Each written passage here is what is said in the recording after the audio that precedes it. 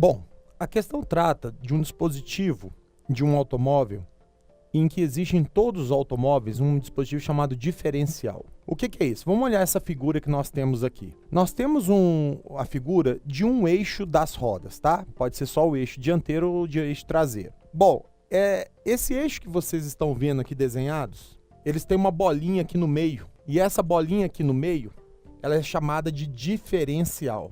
Ela fica no meio do eixo, entre a roda que está do lado de fora da curva e a roda que está do lado de dentro da curva.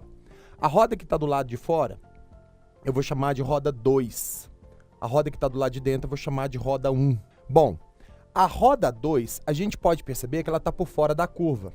Então, ela vai ter que percorrer uma distância do ponto de inicial até o ponto final, que eu vou chamar de D2, enquanto a roda de dentro vai percorrer uma outra distância, que eu vou chamar de D1. Como o D1 está por dentro da curva, é óbvio que o D1 ele é menor do que o D2. Então, as distâncias são diferentes. Se o D2 é maior do que o D1, a roda que está pelo lado externo da curva, que é a roda 2, tem que girar mais para conseguir acompanhar a roda 1. Senão, ela iria patinar. Então, esse diferencial, que é essa caixinha que fica no meio, permite que a roda externa gire mais do que a roda interna.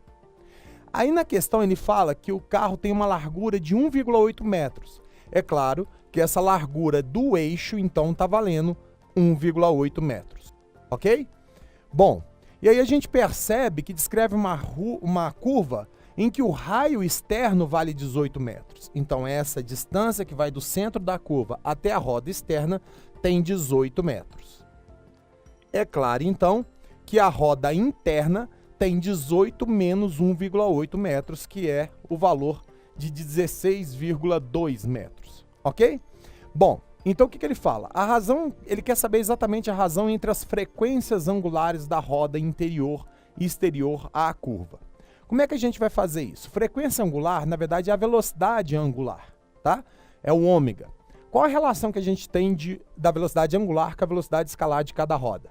A gente tem que a velocidade é igual a ômega, que é a velocidade, que é a frequência angular, vezes o raio da roda, sendo as rodas de raios iguais, certinho? Então, nós temos que essa é a velocidade escalar de cada roda em função da sua frequência angular, que é o ômega, e o raio que ela possui. Não é o raio da curva, esse aqui é o raio da roda. Bom, com essas duas informações, o que a gente pode trabalhar? Se a distância percorrida por D2 é diferente de D1, a única coisa que a gente sabe é que elas giram juntas. Então, é um movimento simultâneo. Então, o tempo que leva para a roda de dentro percorrer a distância D1 é igual ao tempo que a roda de fora leva para percorrer a distância D2. Os tempos são iguais, o evento é simultâneo. Mas só que essa velocidade aqui, ela é constante. Se essa velocidade é constante, a gente pode utilizar a equação do Deus vê tudo. Ou seja, a distância D1 sobre a velocidade escalar da roda 1 vai ser igual à distância D2 sobre a velocidade escalar da roda 2. Certinho? Mas vamos pensar, que distância é essa? Não é o perímetro da circunferência?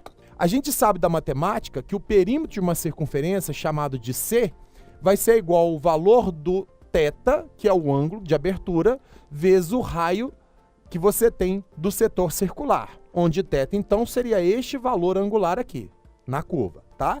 Então, neste caso, a gente tem que o C é o perímetro da circunferência, que poderia ser o D1 ou o D2.